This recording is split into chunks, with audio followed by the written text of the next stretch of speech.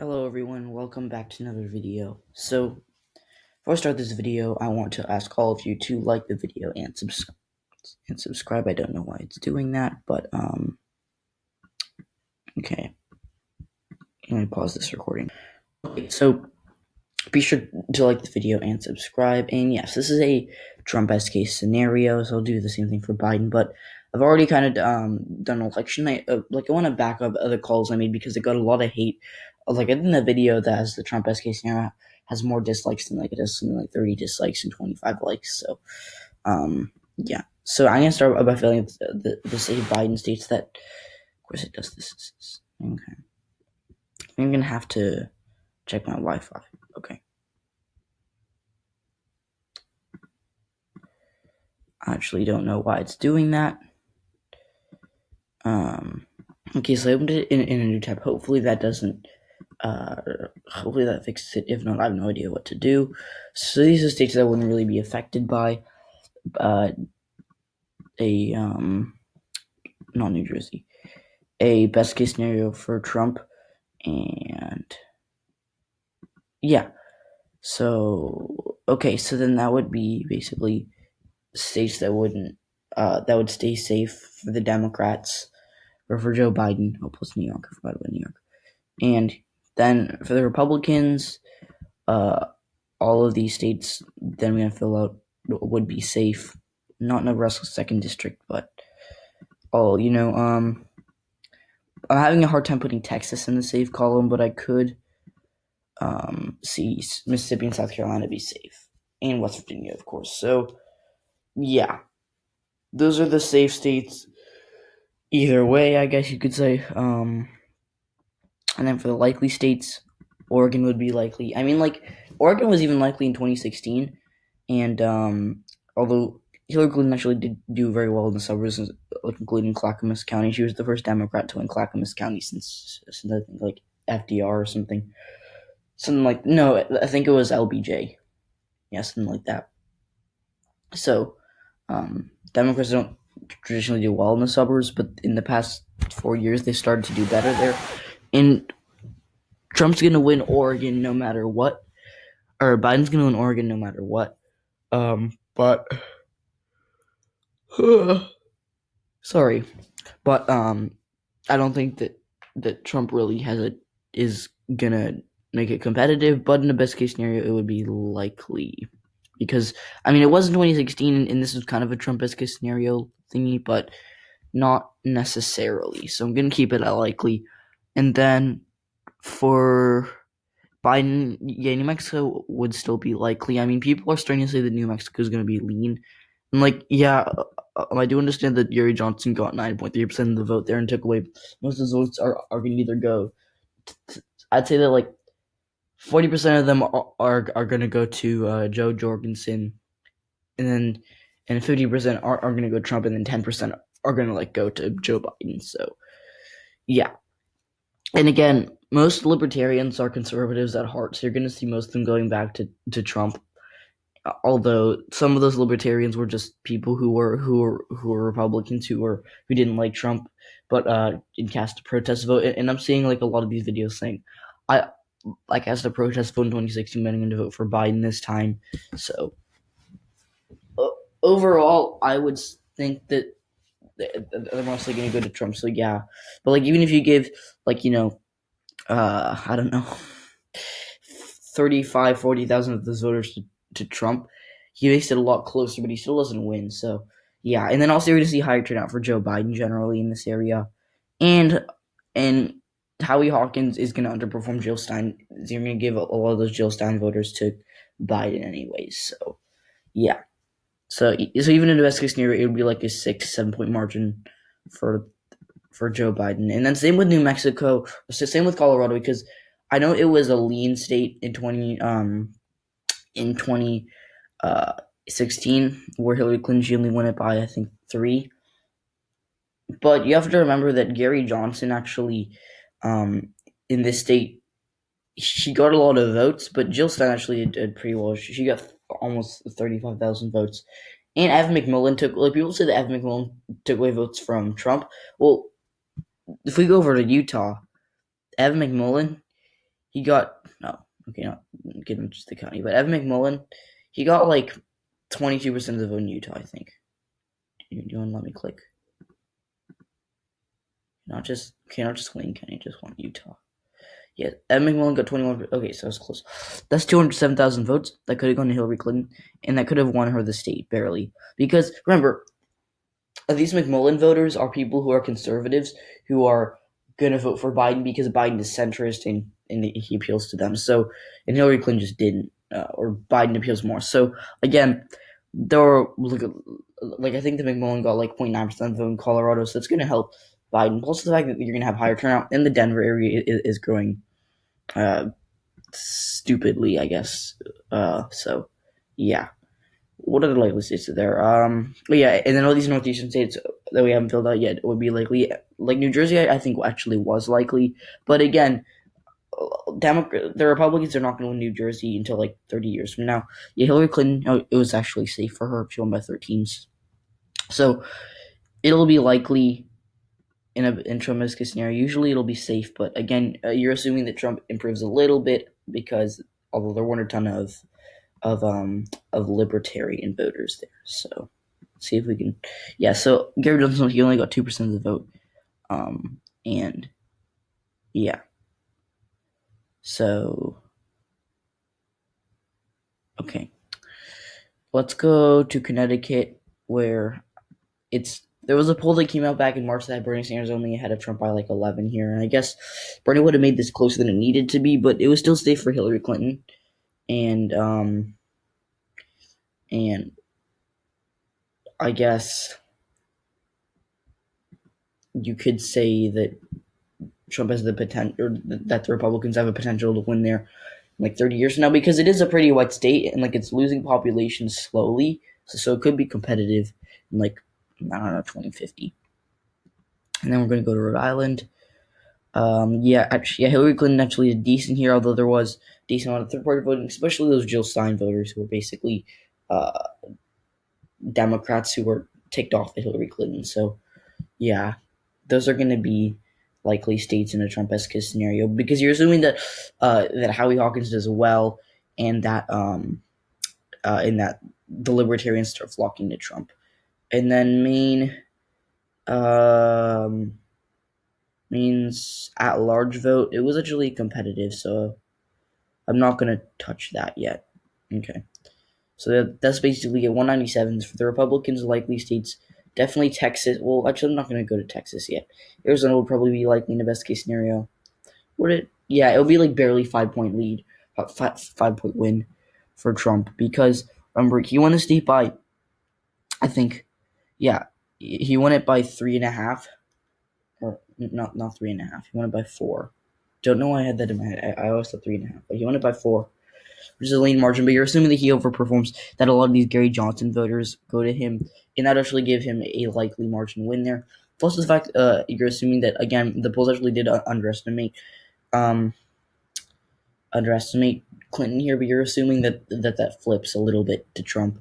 So I don't think it'll happen. Also, you have to assume that Trump wins Maricopa County for him to even have a chance of winning yours. So I don't think that this is going to happen, but again, in Trump's best case scenario, that would happen.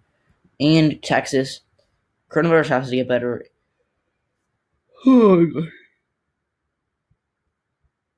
Sorry, guys. In Texas, I don't know why I'm yawning so much, but he has to get better for Trump to be able to win it by like double digits, because I don't think he will. I think he'll win it by like 6. But yeah, so Trump ended up winning this by 9. And I guess in the best case scenario, I would see it being safe, actually. I don't know why I didn't say that, but yeah. So, because again, if you want to have a best case scenario for Trump, okay, I didn't, not Hawaii. The Gary Johnson voters have to go to him, because it's 280,000 voters. And the Jill Stein voters, for the most part, have to go to Howie Hawkins or just stay home and write in Bernie or whatever. So, yeah. Okay, and then more likely states, definitely Iowa, Nebraska 2nd District, and Ohio. These are all likely states in 2016, and no matter how bad Joe Biden messes up or gaffes up, he's still going to outperform Hillary Clinton in Iowa, because she had like no appeal to these people. And again, Democrats in the midterms, they did very well here, and they won 3 of the 4 House districts, and then made this one that's very rural competitive. Well, that was because Steve King was running. So yeah, I think that Democrats are going to hold on to their majority in the Iowa, like in terms of Iowa House, but I think that I think that the Democrats are at large kind of fading away in Iowa because this was a blue state like 20 years ago. Now it's like a lean till red state. But in Trump's biggest scenario, he can get in the likely columns in Nebraska's second district. Because what Trump essentially did here was Hillary Clinton actually did very poorly in this area. She only got like this is a area that is pretty urban, and she only got 48% of the vote there. When like she could be getting 60% of the vote, and so Obama did in 2008. So she has to she has to run up the margins here and damage control. She had to do that, and she didn't do that. So it'll be likely for Joe Biden. And then let's go to Ohio, where Hillary Clinton did really poorly. She was leading for like the first 20 minutes, and then since then it was really bad. Obama, he won all these regions. Sherrod Brown did very well over here and over here. But in the end, the Democrats are kind of fading away in Ohio. But nevertheless, in a best case scenario for Trump, it would stay likely. But Trump would Biden would improve on Hillary's margins by 2% maybe. Like what other likely states would there be? I guess you could. Yeah, I guess I'm gonna keep it at that. Oh yeah, Georgia would also be likely. I don't know why I forgot about that. Because like Georgia, voter suppression could come in, and it was likely in 2016. But Joe Biden is going to do better than Hillary Clinton did for sure. Demographic trends, plus the fact that again, you got to remember that Hillary Clinton, Brian Kemp was the Secretary of State, meaning he has now that he's governor, he has less power to like dictate elections, but he still has power. So Secretary of State is a Republican, so this it's gonna help Trump there. So, okay, lean Democrat states in the best case scenario. I give Virginia to them by a lean margin because, we're assuming, and I know they're doing a lot of assuming in this video, but we're assuming that that Hillary Clinton, that she won the state by 5 points basically. We're assuming that some voters went for Hillary here just because Tim Kaine, or just because Tim Kaine was on the ballot for them. So, that's yeah. Also, voting rights in 2016 were boosted, helping more people vote. So, hopefully for the Republicans that it's kind of not not as big of an effect, but the Republicans still can win Virginia in best case scenario because the Democrats are running Joe Biden. Like, if there were any Bernie, Virginia would probably go red, to be honest, but that's not the case. Let's see what else. Lean Democrat states. Yeah, I think I'm going to keep it at that. Oh, yeah. Maine at large. Hillary Clinton did really poorly here, Maine at large, because again, she only won this by 20,000 votes. So Joe Biden's gonna win it in a best case scenario for Trump. He'd win it by something like that, 20,000 votes. So it would be lean. I think it'll actually be safe because the demographics of Maine at large are kind of similar to Vermont, although it's generally less liberal. So yeah. Okay, so now we're going to do our lean Republican states. North Carolina would be lean in the best case scenario for Trump because it was lean in 2016. Now, Joe Biden will outperform Hillary Clinton here, but there's still a little bit of room for Trump to do worse than he did in 2016, but still win it by a lean margin because, again, Gary Johnson took away some votes from him. So, yeah. Other lean states, I would say that, in a best case scenario, I mean, their second district would be safe or likely. I'm kind of on the fence about that because up here, this is a very rural area that Obama somehow won. I don't know how he won it, but he won it pretty even John Kerry won that. So it was a blue region until about now. And okay, so now the lean any more lean Republican states. I guess I would characterize Wisconsin and Minnesota as lean in a best case scenario. Now the weird thing is, Minnesota is a blue state, and I think it'll go to Biden by a likely margin, but the Republicans have a really high ceiling here, which is why in the best case scenario it would go to Trump by a lean margin, just barely 2.5 points, something like that. So, Yeah. And then also we have to remember that Gary Johnson, I don't want that county, took away like 4% of the vote there. And Evan McMillan did pretty well in Minnesota too. So I think it'll help Joe Biden overall. But the Republicans are doing big gains here. And I think that they did actually gain in party registration in 2019. Now, that doesn't actually mean that much. But because like West Virginia has more registered Democrats than Republicans. And, so does Montana, so does Kentucky. But it doesn't really matter. But so I was going to say was that Duluth. I think Duluth is getting more red by a big amount. So I think the Republicans have a high ceiling here. Same with Wisconsin. In 2016, Trump won. He won Wisconsin by 0.8%. So just 1%, basically a little less than that. So we can improve and just get higher turnout from the suburbs. Plus, make up ground in some of the regions that Hillary Clinton still did decently in. And he has to hold on to this area for sure, which he's not going to in a regular scenario. But in the best case scenario, he would. And then also we have to remember that if this all goes well for Trump, I mean that like all the George Floyd BLM protests piss off the suburbs, and that would help Trump because Trump is more of a law and order type guy, and it's actually hurting him. But if he spins it the right way, it could help him. So yeah. Okay, now the tilt Democrat states. Michigan would be tilt because like I know it was a red state in 2016, but let's just look at this map. Okay, do you want to let me click? There we go. Um, the Republicans have had a consistent history of losing in Michigan. Like even 20 years ago, this was considered a swing state, and like even Al Gore won it, and they won Senate races there. So, I mean, like it's not like, excuse me, I've gone like 4 or 5 times a day. So Michigan, Trump barely won it. He won it by like literally 10,000 votes, something like that. And anyways, Joe Biden is for sure going to win these areas, and like Democrats flipped these areas in the House races in 2018, and they still have the potential to outperform that. So Joe Biden's going to win it probably by a likely margin at this point in time, but I'll give it to them by a tilt margin in a best case scenario, just because of the fact that there's so many black voters there that are going to turn out for Joe Biden in big numbers. And yeah, I think I'll leave it at about that. Now, the rest are going to be tilt Republican states, starting with Nevada, and you're like, Nevada is not going to be tilt. And I understand that because, like, the polling in Nevada has actually started to favor Democrats, because polling in Nevada does actually typically underestimate Democrats here, even though this poll is Biden by 4, which in all these polls are having the Democrats ahead. So it's not like you're going to see them like going in the wrong direction, just because polls in this, especially in the Sun Belt, like Arizona, Nevada, Colorado, New Mexico, even Texas, even California, tend to underestimate Democrats.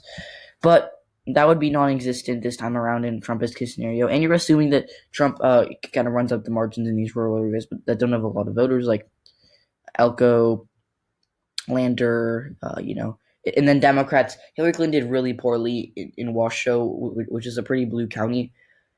Joe Biden has to do poorly there again, and Hillary Clinton didn't win Las Vegas by too much. Trump has to improve a little bit there, and he can win Nevada. So, yeah, that would basically be what would happen. And you're going to assume that the Hispanics, like, there are some polls that show Trump is gaining ground on Biden with the Latino vote. You have to understand that that these voters are not going to turn out for Trump, like, unless they're in Florida. So that wouldn't happen in normal scenario, but in best case scenario, it would. So Florida, this is going to get Trump to over 270. Would go to the Democrats. Or to Trump in the best case scenario, because Florida is like essentially immune to waves. Like even in a blue wave year, 2018, the Republicans won the governor race and Senate race there. It was very small margins, but they still won. And even 2008, the year the Democrats like won the generic ballot by like 10, Obama only won Florida by like 4. So they're immune to waves, and generally Florida does vote to the right of the country a little bit, but that doesn't matter. Like if Democrats win nationally by like 5, so and then Florida and like they win Florida by 2. So yeah, and then let's see, like the I-40 corridor is is essentially what's going to decide Florida, and you have to assume that Trump does better here, and that he like all Trump has to do to win Florida. Like I made a swing state analysis on this of my good friend Pro Political Talk. Go check it out, by the way. This county, Miami-Dade County, Trump actually did decent here. All he has to do is like get like 2% more in this county, like 2%, 2%, and that'll basically secure in Florida. Because like this is such a big county that like 1% is like thousands of like tens of thousands of voters. So yeah. Although like I think Florida's gonna be so close, like even in a wager for either party would still be tilt. So yeah, Pennsylvania would also be tilt. Now, Joe Biden is from Pennsylvania, but you'd have to assume that Trump does what he did in 2016, like spins the Democrats are anti-coal. That would cost them generally in these areas that Obama did very well in. And in New Hampshire, the last 4 electoral votes to be called would be tilt. Because remember, Gary Johnson, he took away votes from Donald Trump. He actually got a decent amount of the vote. And yeah. And then this has always been a close state. Like in 2000, Bush like won by like a couple hundred votes. And then it wasn't that close in 2004, 2008. But in 2012, as you can see here, Obama beat Romney by only 4,000. And then 2016, it was like only a little bit over 2,000. So you'd have to assume that Trump actually does flip. What's this county? Merrimack County to win New Hampshire and carry it narrowly. So yeah, that's it, guys. Thanks for watching this video. If you disagree with anything, I do want to hear it. So be sure to like and subscribe. And if you want to, I have a Patreon, so there are perks that come along with it. So yeah, guys, bye.